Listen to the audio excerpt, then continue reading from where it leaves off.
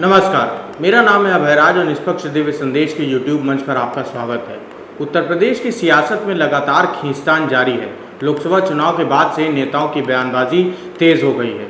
सियासी वर्चस्व की जंग में अब एक दूसरे को शिकस्त देने के लिए शाम हाथ का खेल खेला जाने लगा है।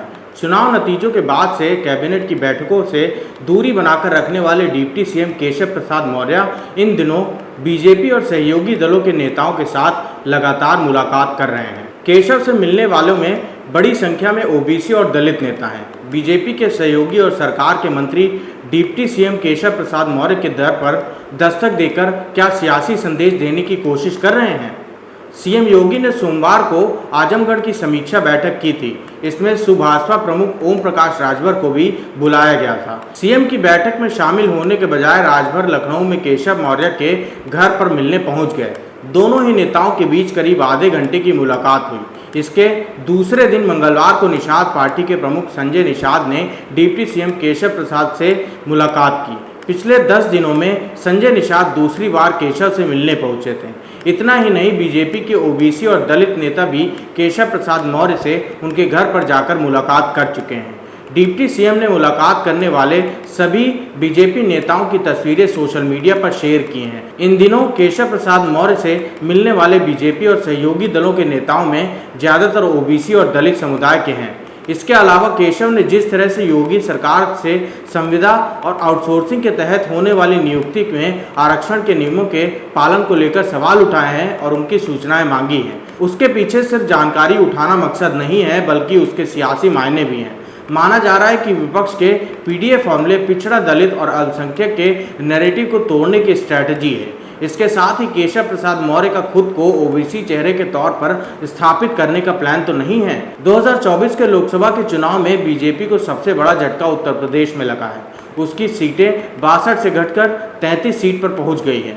यूपी में बीजेपी 2014 में 71 और 2019 में 62 सीटें जीतने में कामयाब रही, लेकिन 2024 में 33 सीटें ही मिली और 29 सीटों का नुकसान उठाना पड़ा। बीजेपी की हार में सबसे बड़ी वजह ओबीसी और दलित वोटों का छिटकना रहा है। बीजेपी ने 2014 में जिन गैर यादव ओबीसी और गैर जाटव दलितों को अपने साथ छोड़कर मजबूत सोशल इंजीनियरिंग बनाई थी, उसमें कांग्रेस सपा गठबंधन सेंधमारी करने में कामयाब रहा है।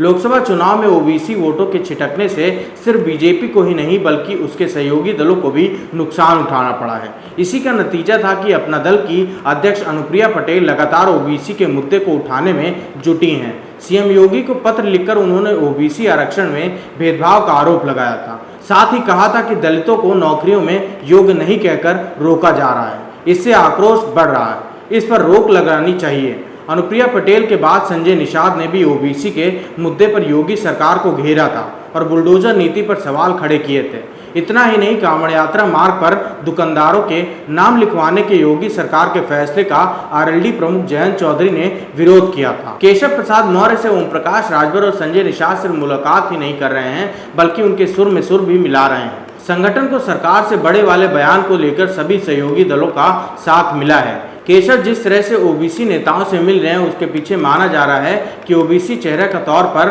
खुद को स्थापित करने की स्ट्रैटेजी है।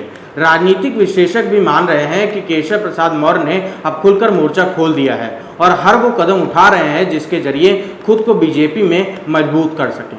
राजनीतिक विश्लेषकों का मानना है कि केशव प्रसाद मौर्य बीजेपी में इस समय सबसे बड़े ओबीसी नेता हैं। 2024 में जिस तरह से ओबीसी और दलित वोट छिटका है, उसे लेकर बीजेपी बैकफुट पर है। बीजेपी की कोशिश दोबारा से अपनी सोशल इंजीनियरिंग को दुरुस्त करना है। इसके चलते बोरन लाल मौर्य को एमएलसी बनाने का फैसला किया गया है, जो केशव मौर्य के करीबी हैं। यूपी में जो परसेप्शन बना हुआ है कि योगी सरकार में सिर्फ सवर्ण जातियों का ही दबदबा है, उसे तोड़ने की स्ट्रैटेजी मानी जा रही है। केशव मौर्य ने इसके लिए मोर्चा संभाल लिया है और बीजेपी नेताओं से लेकर सहयोगी नेताओं के साथ मुलाकात करके सियासी संदेश देने में जुटे हैं, ताकि ओबीसी के बीच एक मजबूत छवि बन सके। धन्यवाद।